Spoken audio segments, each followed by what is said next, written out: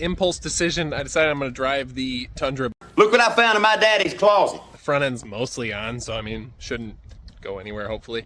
And yeah, just see how it does through some regular paces.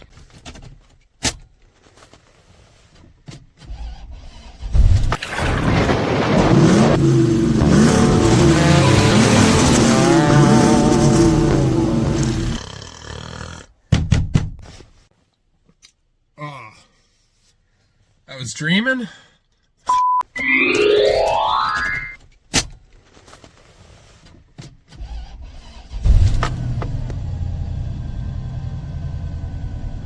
Well, it started. That's a good sign. I got half a center console in. The rest is there because my switch panel's in the way. Yeah. Wish me luck.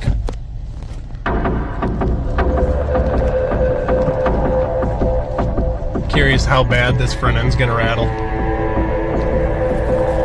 Safety first. That's my motto. I have not wired the lights, so there's not going to be any turn signals, but this is Florida, so that's regular. So far feels pretty normal. It's good to be back in the truck. Oil pressure's good. I haven't seen the temp gauge move yet, but we're only a little bit in.